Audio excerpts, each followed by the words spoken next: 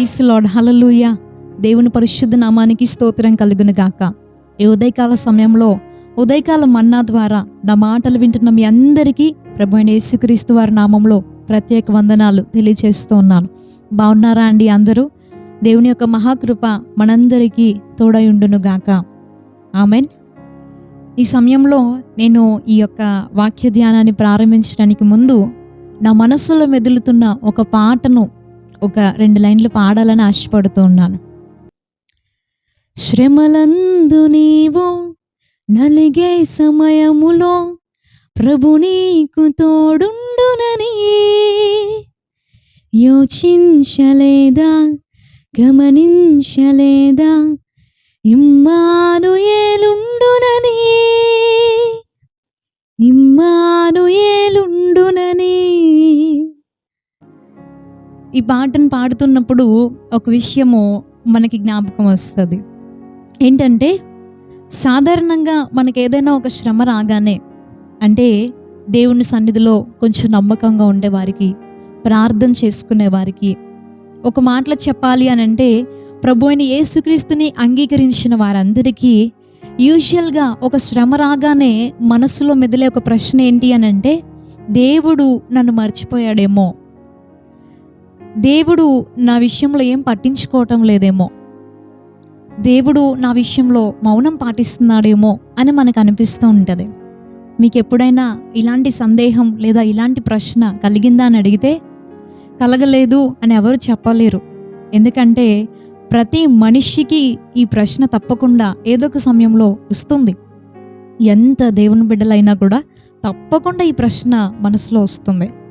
కానీ ఇప్పుడు మనం పాడుకున్న ఈ యొక్క 2 లైన్ల పాటలో నిజంగా ఎవరు రాశారో నాకు తెలియదు, కానీ శ్రేష్టమైన మాటలు. శ్రమలందు నీవు నలిగిపోయే సమయంలో ప్రభు నీకు తోడుగా ఉంటాడని యోచించలేదా, గమనించలేదా? ఇమ్మానుయేలుగా ఆయన మనతో ఉంటాడు అని. ఇమ్మానుయేలు అంటే అర్థము ప్రభు మనకి తోడు అని. ఆయన నీతో ఉన్నాడు అని. ఎంత శ్రమలో అయినా, ఎంత నలిగిపోయే స్థితిలో అయినా దేవుడు నీ పక్షంగా నీ చెంతన నిలబడి ఉన్నాడని నువ్వు గ్రహించలేదా, గమనించలేదా, యోచించలేదా అని అద్భుతమైన పాట.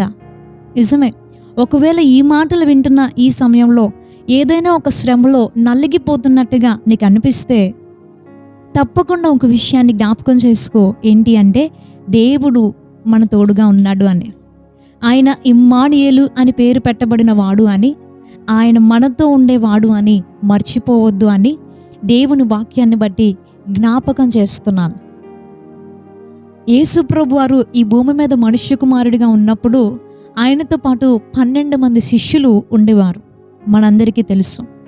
ఆయన సువార్త ప్రకటిస్తూ ఉన్న ఆ కాలంలో ఒకసారి ఒక దోణిలో ప్రయాణం చేస్తూ సముద్రంలో ఒక దరి నుండి మరొక దరికి వెళ్ళాలి అని ప్రయాణం చేస్తున్నప్పుడు శిష్యులందరూ కూడా దోణి ఎక్కగానే బిజీగా ఏదో మాట్లాడేసుకుంటున్నారు, సంభాషణ చేసుకుంటూ ఉంటున్నారు. యేసు ప్రభు వారిని పట్టించుకోలేదేమో. కొంతమంది పెద్ద దైవజనులు చెప్పిన మాటను ఇక్కడ ప్రయోగిస్తూ ఉన్నాను. యేసు ప్రభు వారిని పట్టించుకోకుండా దోణికి వాళ్ళందరూ ఏదో మాట్లాడుకుంటూ సంభాషించుకుంటూ ఉండగా, ఆయన మనిషిగా ఉన్నాడు గనుక, మనుష్య కుమారుడిగా ఈ భూమి మీద ఉన్నాడు గనుక ఆ దోణిలో అమరమున తలవాల్చుకొని నిద్రించుచున్నట్టుగా మనం లేఖనంలో చూస్తాం. అలా ఆయన నిద్రించుచున్నప్పుడు ఆ సముద్రం మీద పెద్ద గాలి తుఫాను ఎదురైంది. దోణంతా కూడా కదిలిపోతూ ఉంది, మునిగిపోయే పరిస్థితుల్లోకి వచ్చేసింది. అలలు ఎగసి పడుతూ ఉన్నాయి, భయంకరమైన పెనుగాలులు వీస్తూ ఉన్నాయి. ఎంతో భయము, ఆందోళన శిష్యుల హృదయంలో చేరింది. అప్పుడు వాళ్ళందరూ కూడా అపాయకరమైన స్థితిలో పడిపోయినప్పుడు వాళ్ళు యేసయ్య దగ్గరికి వచ్చారు. ఇంతకుముందు నేను చేసిన ఉదయకాల మన్నా కార్యక్రమాల్లో ఒక దాంట్లో నేను ఈ విషయాన్ని చెప్పాను. వారు అపాయకరమైన స్థితిలో ఉన్నారు కనుక వారు యేసు వద్దకు వచ్చారు అని మనం పరిశుద్ధ గ్రంథంలో చదవచ్చు. అప్పుడు వరకు రాలేదేమో, అప్పుడు వరకు ఆయన పెద్దగా పట్టించుకోలేదేమో. మనం కూడా ఈ మాట దగ్గర ఆగి ఆలోచిస్తే చాలాసార్లు మనం ఇలానే చేస్తూ ఉంటాం. ఏమనంటే, లోకంలో మనకు అంతా మంచిగా జరుగుతున్నప్పుడు, మనకు కావాల్సిందంతా ఉన్నప్పుడు మనం హ్యాపీగా ఉంటాం. దేవుడన్నా, దేవుని సన్నిధన్నా పెద్దగా పట్టించుకోం. ఏదో అవసరాన్ని బట్టి చూద్దాంలే, కుదిరినప్పుడు చూద్దాంలే అన్నట్టుగా లైట్ తీసుకుంటూ ఉంటాం. కానీ ఏదన్నా ఒక అపాయకరమైన పరిస్థితి రాగానే, ఏదన్నా మన జీవిత నావ కొంచెం పెనుగాలిలో చిక్కుబడింది అన్న విషయం మనకు అర్థమవగానే పరిగెత్తుకుంటూ ఆయన దగ్గరికి వస్తూ ఉంటాం. దేవా, బుద్ధిహీనురాల్ని, బుద్ధిహీనుణ్ణి క్షమించయ్యా, ఇక నుండి నమ్మకంగా ఉంటానయ్యా అని ఏదో తీర్మానాలు చేస్తాం. మరి అవి అపాయంలో నుండి బయటపడ్డాక గుర్తుంటాయా, గుర్తుండవా అంటే దానికి సమాధానం మనకే తెలియాలి. కానీ ఏదైనా ఒక శ్రమ రాగానే మాత్రం ప్రభు దగ్గరికి పరిగెత్తుకుని వచ్చేస్తూ ఉంటాం. వీళ్ళు కూడా అలానే వచ్చారు. వచ్చి యేసు ప్రభు వారిని ఒక ప్రశ్న అడిగారు. ఆ మాటను ఒకసారి చదవాలని ఆశపడుతున్నాను. చూడండి, మార్కు సువార్త 4వ అధ్యాయము 37వ వచనం నుండి కొన్ని మాటలు చదువుతున్నాను. అప్పుడు పెద్ద తుఫాను రేగి ఆయన ఉన్న దోణె మీద అలలు కొట్టినందున దోణె నిండిపోయెను. ఆయన దోణె అమరమున తలగడ మీద తలవాల్చుకొని నిద్రించుచుండెను. వారు ఆయనను లేపి, బోధకుడా, మేము నశించిపోవచ్చున్నాము, నీకు చింత లేదా అని ఆయనతో చెప్పారు. వారు యేసుప్రభు వారి దగ్గరికి వచ్చి ఆయనను లేపి ఆయన అడుగుతున్న ప్రశ్న ఏంటి అంటే, మేము నశించిపోతున్నాం ప్రభువా, నీకు ఏ చింత లేదా? అంటే నీకేం ప్రాబ్లం లేదా? మరి అందులో ఎలాంటి అర్థం ఉందో మనమే ఆలోచించాలి. మేము ఎల్లప్పుడూ నీతోనే ఉంటున్నాము, నీ సువార్తలో మేము సహకారంగా ఉంటున్నాము, మేము నీ ప్రక్కనే ఏదో సహకారులుగా తిరుగుతున్నాము. ఈరోజు కూడా చూడండి, క్రైస్తవుల విశ్వాసుల్లో కొంతమంది ఎలా ఉంటారు అని అంటే, కొంచెం ఏదైనా సేవకునికి సహకరించడమైనా, మందిరంలో ఏదైనా పరిచర్య చేయడమైనా, లేదా మందిరానికి పరిచర్య నిమిత్తం ఏదైనా కానుకలు అర్పించినప్పుడైనా వాళ్ళు ఎలాగ ఫీల్ అవుతారు అని అంటే, ఏదైనా శ్రమ సమస్య రాగానే అందరికంటే కాస్త ఎక్కువ కేర్ పాస్టర్ గారో లేదా దేవుడో మా మీద చూపించాలని కోరుకుంటారు. ఇంత పరిచర్య చేస్తున్నాము, లేదంటే ఇంత కానుకలు ఇస్తున్నాము, లేదంటే ఇంత హెల్ప్ చేస్తున్నాము, మా గురించి ఏ చింత లేదు ఆయనకి, కనీసం ఫోన్ కూడా చేయలేదు, కనీసం మమ్మల్ని పలకరించలేదు, మమ్మల్ని పట్టించుకోలేదు, దేవుడు కూడా మాకు ఏ సహాయం చేయట్లేదు, మరి నేను చేసిందంతా ఎట్టుపోతుంది. ఇలా ఆలోచించే వాళ్ళు లేరంటారా? చాలామంది ఉన్నారు. కానీ ప్రియ సహోదరుడా, నేను ఒక మాటను జ్ఞాపకం చేస్తూ ఉన్నాను. దేవుని కోసం మనం ఏదైనా పరిచర్యో లేదంటే మందిరంలో సహకారమో చేస్తున్నామంటే, ఇక్కడ శిష్యుల్లాగా ఆయనతో కలిసి ఉండడమో, ఆయన సువార్తలు సహకరించడమో చేస్తున్నామంటే అది మనకు కలిగిన ఒక భాగ్యం. అది అందరికీ కలగదు. మనం అలా ఉన్నాము కాబట్టి దేవుడు మనల్ని కొంచెం ఎక్కువ పట్టించుకోవాలని ఆశిస్తే అది తప్పే అవుతుంది. మనం చేసిన దాన్ని బట్టి ఆయన ఏదో మనకి తిరిగి చెయ్యాలి అని అనుకోవడము స్వార్థం అవుతుంది. దేవుని కోసం పనిచేయడం మనకి దేవుడిచ్చిన భాగ్యం. ఇక్కడ కూడా శిష్యులు ఆయనతో ఉండడం, ఆయనకి సువార్తలో సహకారంగా ఉండడం అనేది ఆయన చూపిన కృప మాత్రమే. హల్లెలూయా. కానీ వాళ్ళు దేవుణ్ణి ప్రశ్న చేస్తున్నారన్నమాట. ఏమన్నానంటే, నీకేం చింత లేదా దేవా? అంటే మేము ఇలాగ నశించిపోయినా పర్వాలేదా?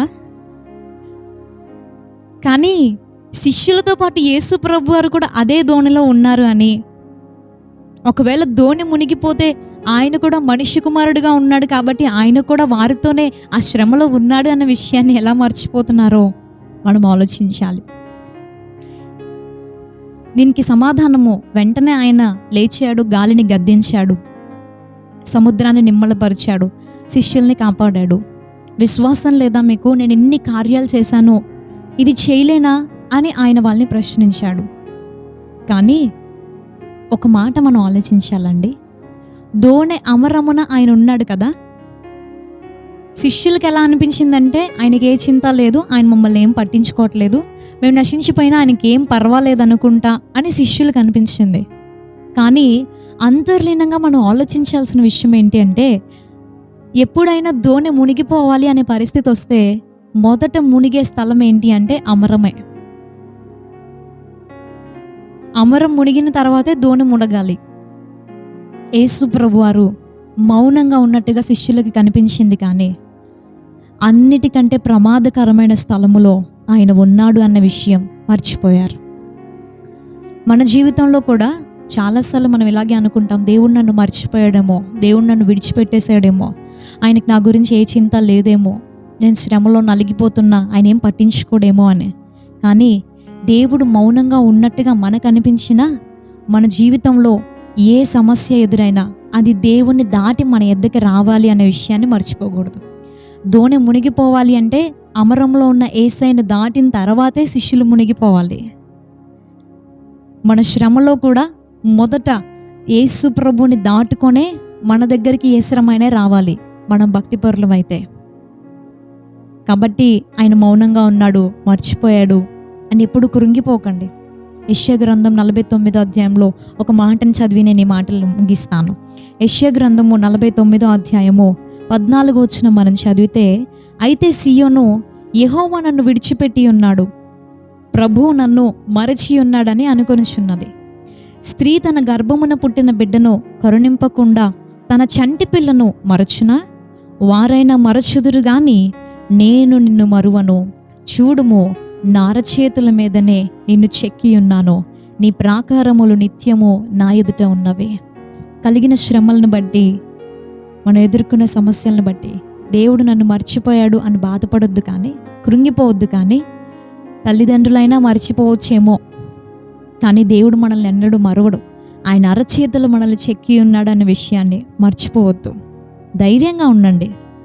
ఏ సమస్య అయినా దేవుని దాటే మన వద్దకు రావాలన్న విషయాన్ని మర్చిపోకండి. మన శ్రమలో నలిగిపోతున్నప్పుడు ఆయన మౌనంగా ఉన్నట్టు మనకు అనిపించినా ఆయన మన పక్షంగా నిలబడ్డాడని, ప్రమాదకరమైన స్థలంలో ఆయన మన కోసం నిలబడి ఉన్నాడని, ఆయన దాటకి ఏదైనా ఆయన అనుమతిని బట్టి మన వరకే వస్తుందని మనం విశ్వసించాలి. ఒకవేళ మనం దేవుని వాక్యానుసారంగా జీవించే వాళ్ళమైతే దేవుడు మనకు అనుమతించే ప్రతి శ్రమ మనల్ని దేవునికి దగ్గర చేస్తుంది, మనల్ని విశ్వాసంలో బలపరుస్తుంది. శిష్యుల్ని దేవుడు ప్రశ్నించాడు, మీ విశ్వాసం ఎక్కడా అని. ఆ శ్రమలో దేవుడు మన కోసం ఉన్నాడు అని ఆయన మీద పూర్తి విశ్వాసంతో ముందుకు సాగాలనేదే ఆయన మన నుండి ఆశిస్తున్నాడు. అలాంటి విశ్వాసం, అలాంటి ధైర్యం, ప్రతి సమయంలో ప్రభు మనల్ని తలంచుకుంటున్నాడు అనే నిరీక్షణ మనల్ని ముందుకు నడిపించునుగాక. ఆమెన్. ప్రార్థన చేసుకుందాం. పరిశుద్ధుడా, ప్రేమగల తండ్రి, నీకు స్తోత్రమయ్యా. ఈ ఉదయకాల సమయంలో నువ్వు మాట్లాడిన ప్రతి మాటను బట్టి నీకు స్తోత్రం డాడీ. కొన్నిసార్లు మేము ఎదుర్కొనే శ్రమలను బట్టి నువ్వు మమ్మల్ని మర్చిపోయావేమో, విడిచిపెట్టావేమో అన్న బాధ మాకు కలగొచ్చు, కానీ మా ప్రతి పరిస్థితులను మాతో కూడా ఉన్నావని, ఏ ప్రమాదమైనా నిన్ను దాటే మా వద్దకు రావాలి అని పూర్ణమైన విశ్వాసంతో నీ యందు నమ్మిక ఉంచే కృపను, నీ వైపు చూస్తూ ముందుకు సాగే ధైర్యాన్ని మా అందరికీ దయచేయండి. ఈ ప్రార్థనలో నాతో ఏకీభవిస్తున్న ప్రతి బిడ్డను, వారు చేస్తున్న పని బాటలను దీవించి ఆశీర్వదించమని, వారి కుటుంబాల్లో నెమ్మది, సమాధానం, క్షేమాన్ని మీరు దయచేయమని యేసు నామంలో ఈ ప్రార్థన అడుగుతున్నాం పరమ తండ్రి. Amen, amen. ప్రభువైన యేసుక్రీస్తు వారి నామంలో మరొకసారి మీ అందరికీ వందనాలు తెలియజేస్తూ, రేపు ఉదయకాలం ఇదే సమయానికి మరలా మనం ఉదయకాలం మన్నాలో కలుసుకుందాం. అంతవరకు దేవుని యొక్క మహాకృప మనందరికీ తోడై ఉండును గాక. May God bless you. Thank you so much. Praise lord.